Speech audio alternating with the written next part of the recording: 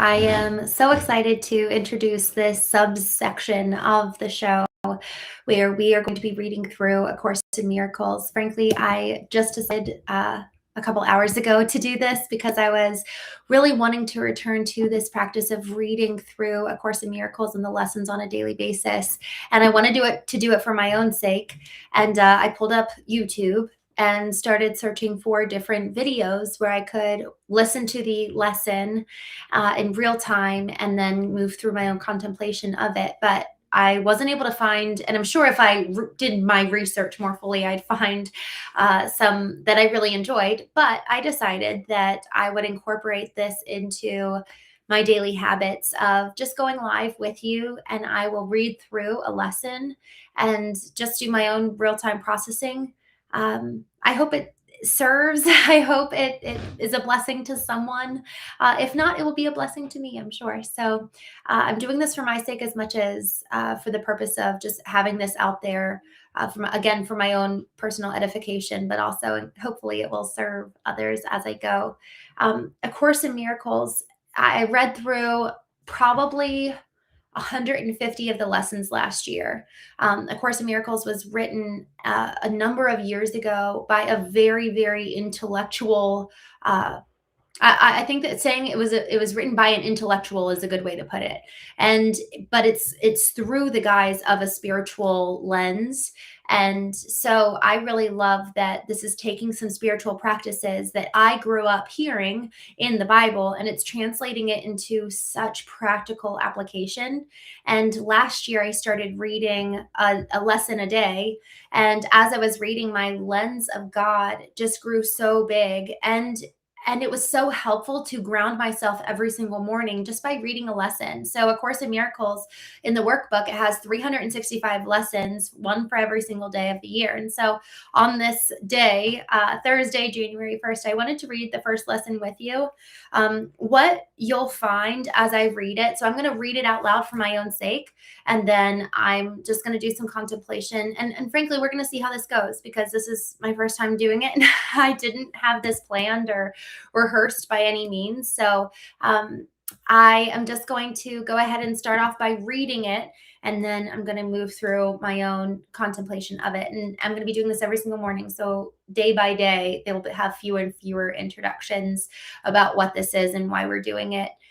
For those of you who have never joined, my name is Christene Marie, and I have such a passion for activating our intelligences. We're all taught our intellectual intelligence. We're all taught how to cultivate that since we were kids, ever since we were in, I guess, honestly, pre-K when we started to learn to read.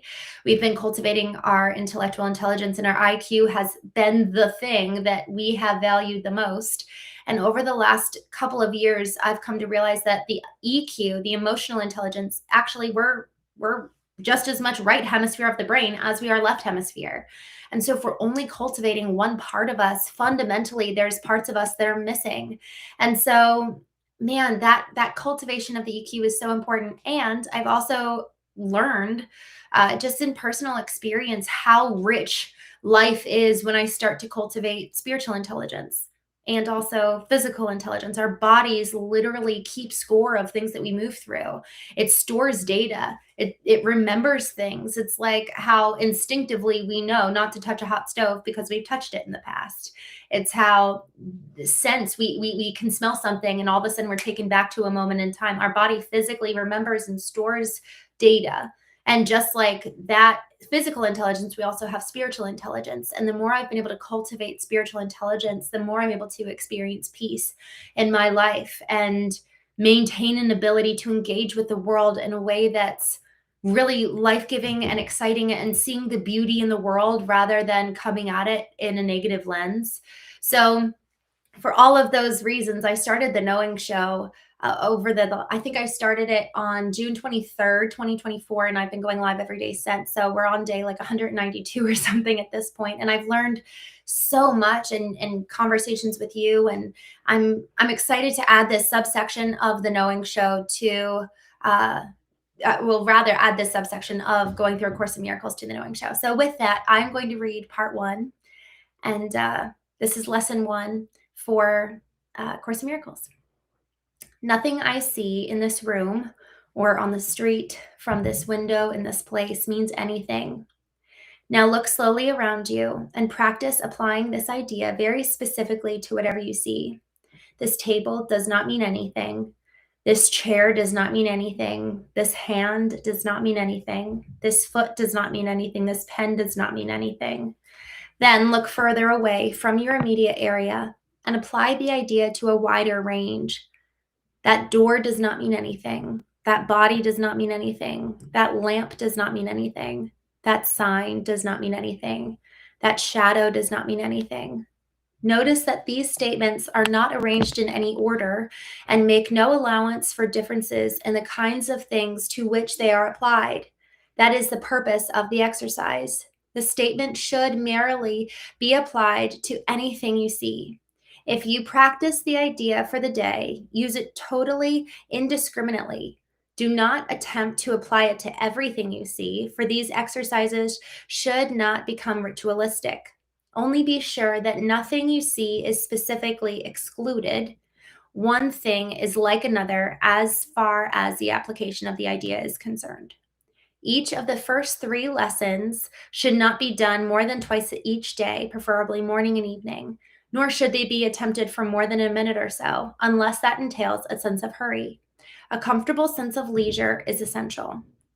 So going back to this lesson 1, nothing I see means anything. And so I just want to sit with that for a moment. Oh man, this one's so hard. It's so easy to assign weight. I'm sitting right now, actually in a bathroom. My sister's, I'm staying at my sister's place, and all of us are here for Christmas. So I can hear my siblings outside, and my parents went home tonight for just honestly getting rest. And, I'm looking around me here and just seeing, my sister has her makeup bag here. I'm not sure what you see, but I see my phone here. And just this concept of nothing means anything. There's a sense of, we were talking about why we do this. There's a sense of peace that comes in realizing, oh, all of this is just really insignificant, We place so much value. I'm looking here, and this is just an example that came to my mind. I'm looking at these glasses, my sister's glasses.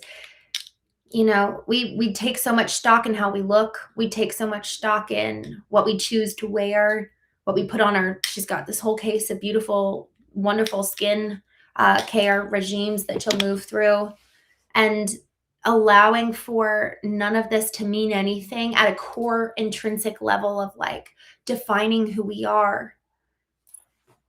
I think that there's a whole lot more I can let go of. Even tonight, there was some discord in my family where there was just an internal conflict.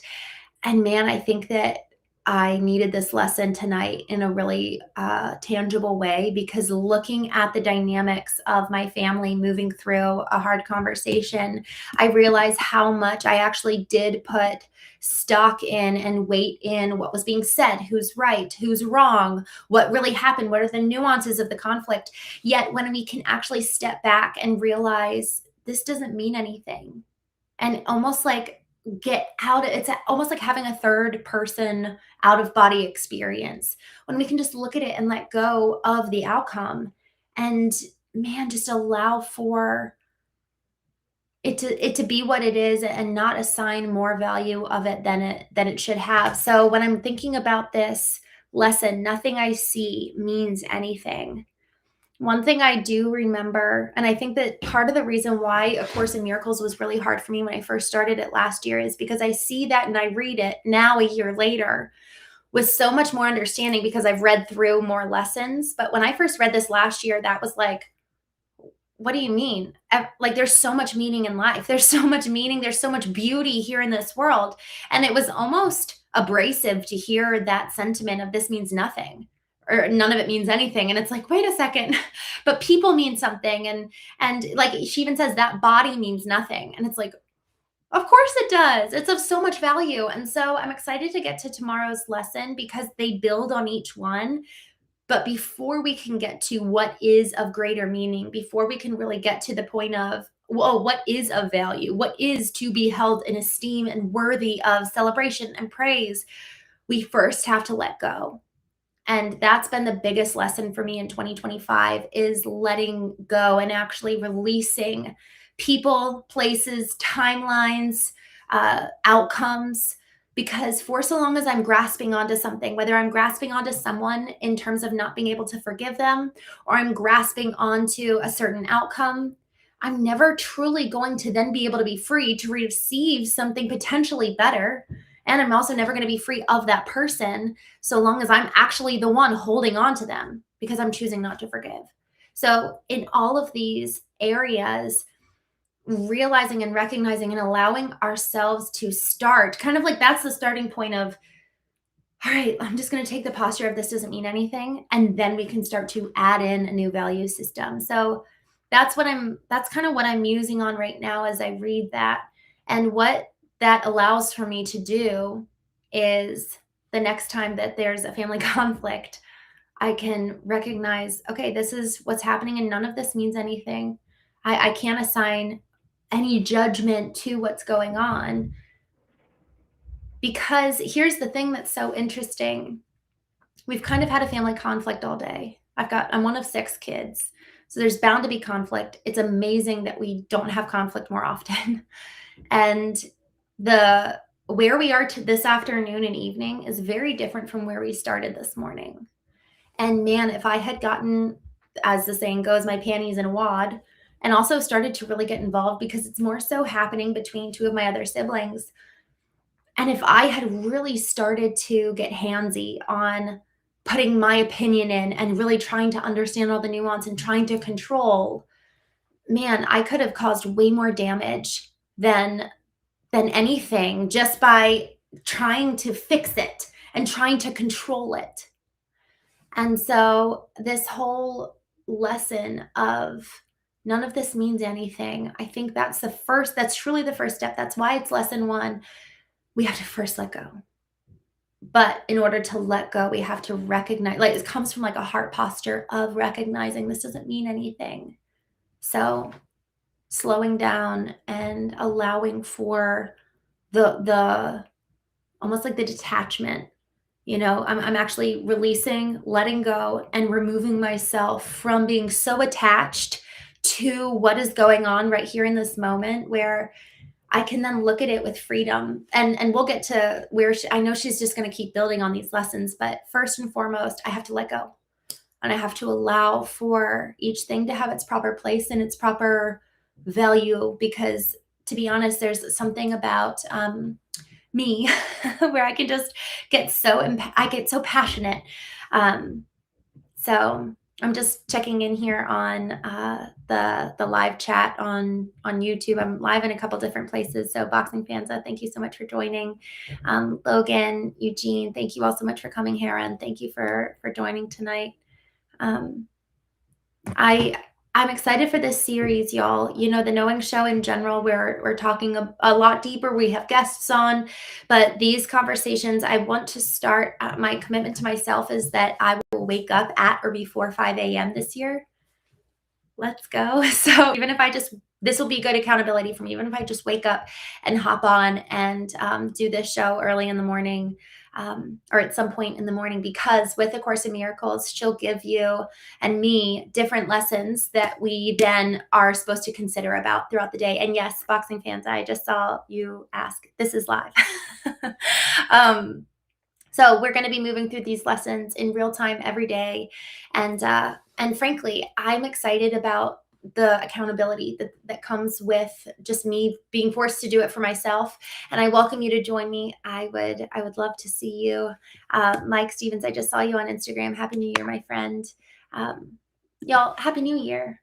What a joy it is to move into 2026. All of us being committed to, I would imagine, growth and a humility to joining conversations like this. There's a humility of, I don't know everything. And frankly, I hear more and more people say, the older I get, the more I realize how much I don't know. And so I'm excited to grow with you. I'm excited to learn things, unlearn things, and then learn them all over again. So I'm sure next year I'll be at a very different place than I was today. This whole concept of this doesn't mean anything, it makes a little bit more sense than it did a year ago, but I know I still have a lot to learn here. So, all that to say, thank you all so much for joining Boxing Fans. I hope you have a wonderful night. KY129, good to see you. It is live. Nadia, thank you for joining. Y'all, Happy New Year. I'm really excited. I just have a really good feeling for this year. So long as we're committed and intentional to do the work and take responsibility for our lives.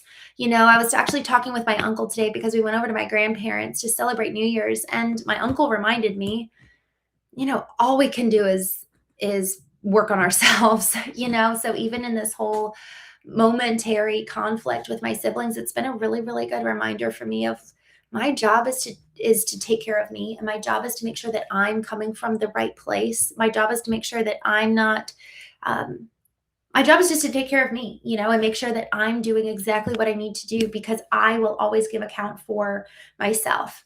I don't give an account for my mom. I don't give an account for my partner. I don't give an account for my child. I don't have a child, but you know what I mean? Like, we're actually not answering for these people. We answer for ourselves. I love my uncle too. I loved that. I love that he reminded me of that. And he also reminded me, honestly, well, I'll go into it actually tomorrow. He reminded me of a number of things. I want to keep it short. Um, this ACIM, we're going to go through every single day. A Course in Miracles. We'll go with lesson 2 tomorrow morning.